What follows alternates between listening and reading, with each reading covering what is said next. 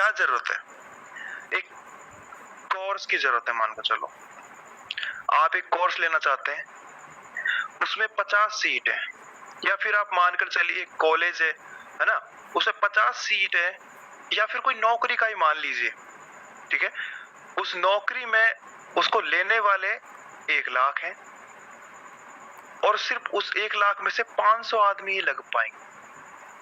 तो आपने सुना होगा ना कि क्या होता है कि बीच में स्कैम्स होते हैं, पेपर लीक होना, एग्जाम्पल क्या कहते हैं, एग्जाम के दिन कुछ पैसा खवाकर पहले ही एग्जाम क्लियर कर देना, या फिर पास नहीं होना था फिर भी पास हो जाते हैं।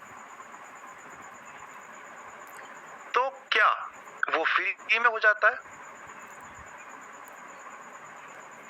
एग्जाम पास फ्री में होगा क्या?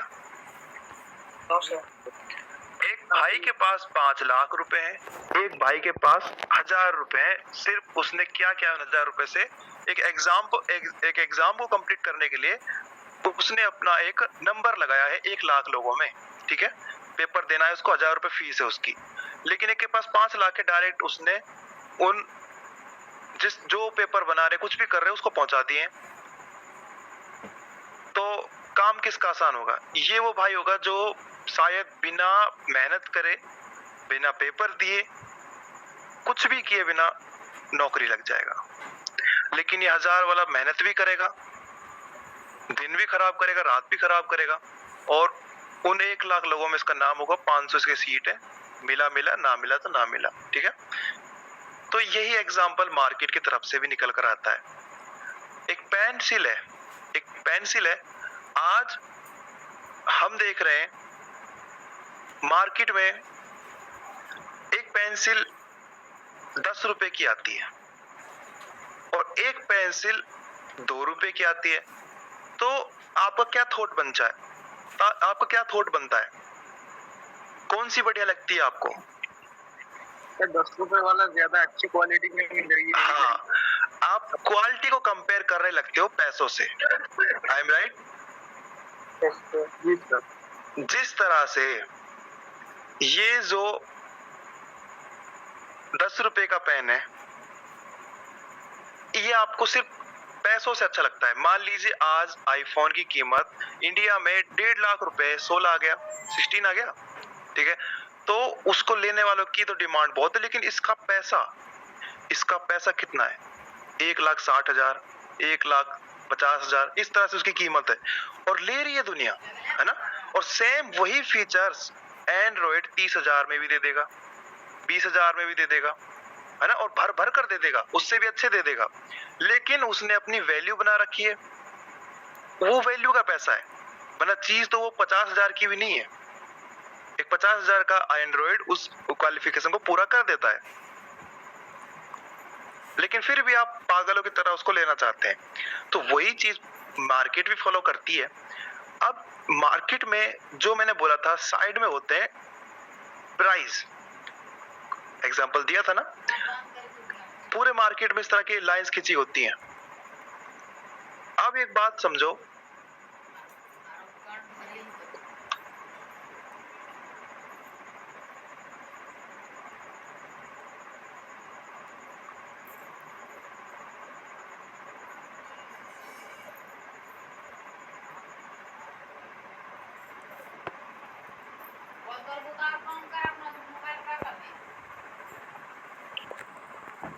एक जो वैल्यू है, अगर डिमांड होगी तो मार्केट गिरेगा या बढ़ेगा? मुझे ये बता दो। फिर बढ़ेगा। ओके, मार्केट में डिमांड है तो मार्केट अप जाएगी, डिमांड आ रही है तो उसका प्राइस बढ़ता चला जाएगा। एक ये मानकर चलो कि आज ये एक पेंसिल का ग्राफ है, आज 1 2 3 4, ठीक है, ये इसका प्राइस है। अब डिमांड इसकी बढ़ रही है, डिमांड बहुत ज्यादा, डिमांड इसकी, प्राइस बढ़ते चला जाएगा इसका, समझ गए आप? लेकिन इसकी जैसे ही सप्लाई, क्या हुआ, सप्लाई हुई और ज्यादा मात्रा में इसको बनाया गया या फिर कुछ भी किया गया, ज्यादा मात्रा में इसको किया गया या फिर इग्नोर किया गया। इग्नोर ही सबसे बड़ी चीज होती है मार्केट में। इग्नोर किया गया या फिर ज्यादा इस पर ध्यान नहीं दिया गया तो उसी टाइम मार्केट गिरना स्टार्ट कर देगी। अब ये किसी ओटीसी चार्ट की बात नहीं हो रही है, किसी इंडेयर की बात नहीं हो रही है, ये बात हो रही है लाइव पेयर्स की। जो हर ब्रोकर पर ओलंपी, बाइनमो, क्यूटेक्स कहीं भी हो, हर ब्रोकर पर सेम चीज होने वाली है। ओके, तो लाइव पेयर्स किस तरह से काम करते हैं वो समझ लीजिए आप। सबसे पहले, कभी भी ऐसी कोई बात नहीं है कि ये क्या होता है, ये प्राइस। अब देखो, लाइव पेयर बात करते हैं, चलो सबसे पॉपुलर यूरो यूएसडी, क्लियर? सबसे पॉपुलर ये पेयर है लाइव मार्केट के अंदर।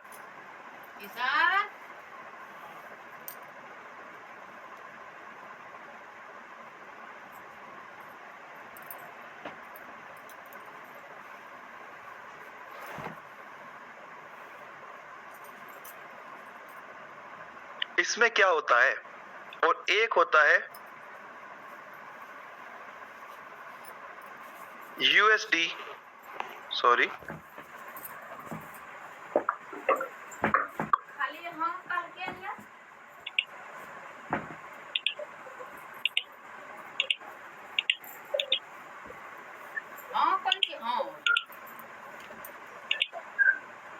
Recording in progress.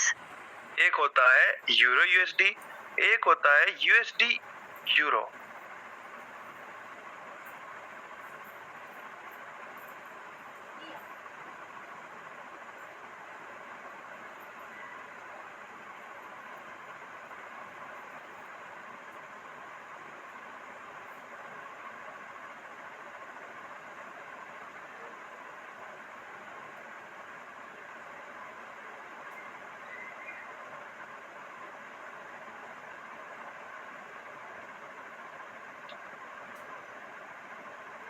समझ गए आप?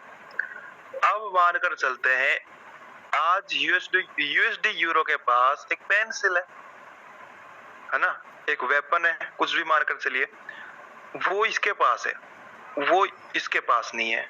अब सबसे पहले आप ये समझिए, ये यूरोप का चार्ट है और ये यूएसडी का चार्ट है। किसका चार्ट है? यूएसडी। यूएसडी किस कंपनी को कहते हैं?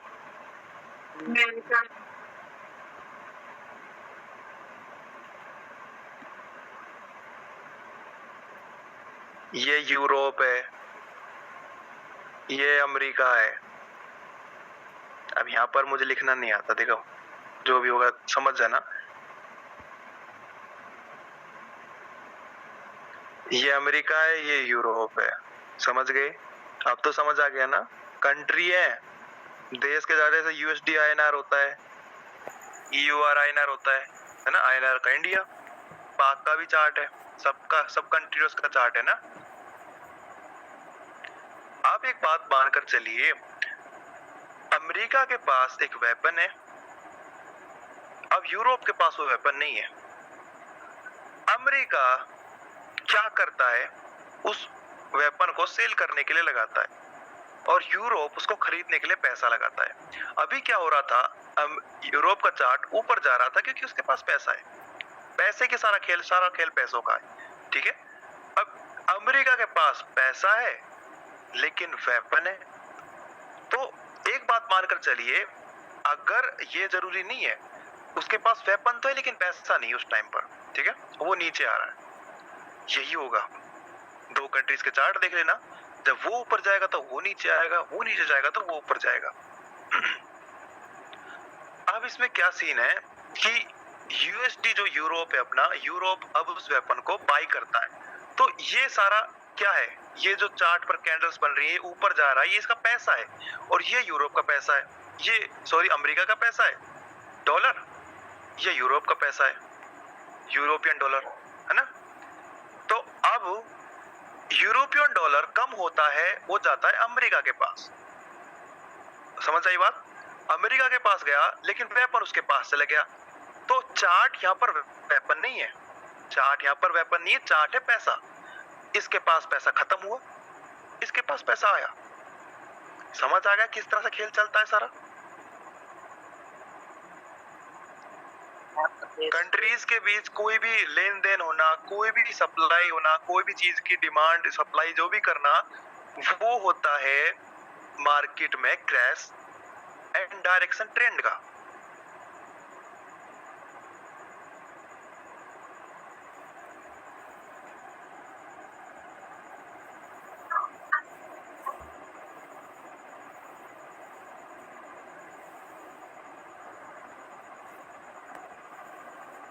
समझ आ गया?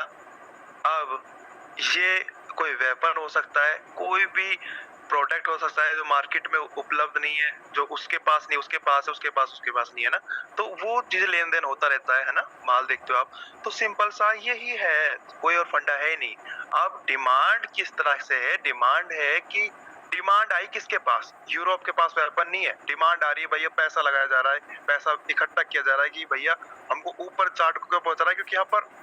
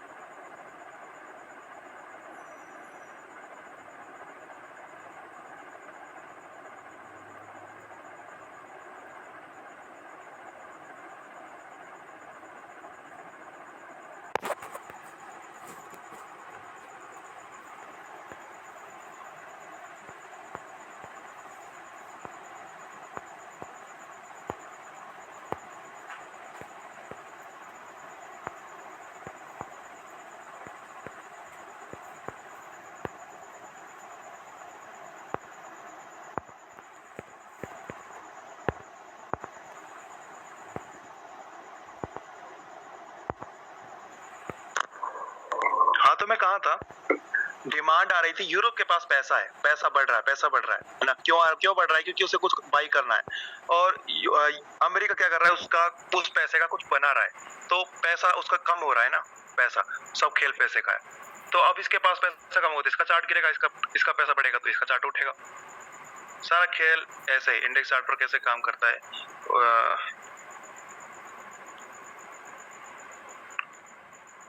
सब ऐसा ही भाई, इंडेक्स हो, ओटीसी तो देखो, ये तो किया जा रहा है, यूज किया जा रहा है ना। ओटीसी तो यहाँ पर कंपनियां, कोई पैसा सा नहीं बन रहा। ओटीसी चार्ट जो है कंपनियों को, ब्रोकर्स खुद घुमा रहे हैं।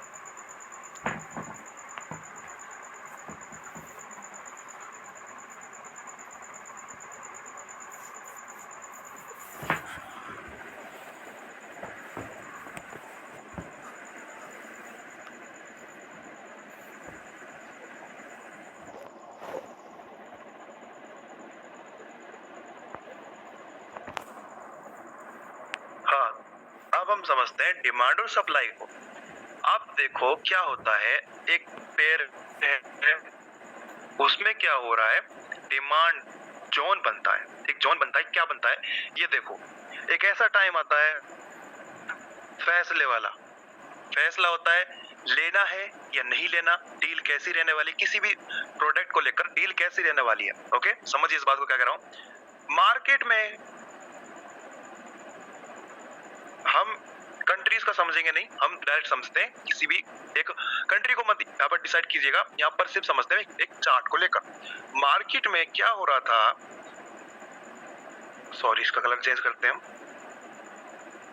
एक पेयर ऊपर के साइड जा रहा था क्योंकि पैसे बहुत ज्यादा हो चुके हैं, है ना। अब क्या होता है, इस पैसे को यूज करने की बारी आती है, कोई भी एक लेवल आता है, मानकर चलिए। अब उस पैसे को यूज करने के लिए क्या होता है, एक डील होती है दो कंपनीज के बीच। ओके, क्या वो चीज सही है क्या नहीं है ना। तो उस टाइम पर market stock area, ranging area बनाता है। जिस टाइम पर कोई डील हो रही होती है समझ गए आप? जिस टाइम पर कोई डील होती रहती है वैसे तो, और हो रही हो तो वहां पर स्टक एरिया बन जाता है, और स्टक एरिया के से काम करता है वो सभी को पता। इसी एरिया के अंदर अप डाउन करती रहेंगी। जैसे ही डील का फैसला आएगा, अगर वो डील कंफर्म हुई तो मार्केट नीचे के साइड क्रैश कर देगा। अगर वो डील है वो कंफर्म नहीं हुई तो मार्केट ऊपर के साइड चला जाएगा। क्यों चला जाएगा? अगर वो क्रैश हुआ है तो समझ जाइए डील कंफर्म है। क्यों कंफर्म है? उसके पास अब पैसा नहीं है, तभी तो क्रैश हो रहा है ना। बेचा जा रहा है, कोई भी शेयर हो कुछ भी हो, वो बेचा जा रहा है और नीचे के साइड जा रहा है ना, तभी तो वो क्रैश हुआ है। डाउन क्यों गया है? क्योंकि उसने उस पैसे को कहीं लगा दिया है, सिंपल सी बात है। और अगर वो डील नहीं होती है तो मार्केट ऊपर के साइड ब्रेक कर निकल जाएगा। समझ आई बात? क्योंकि उस पैसे को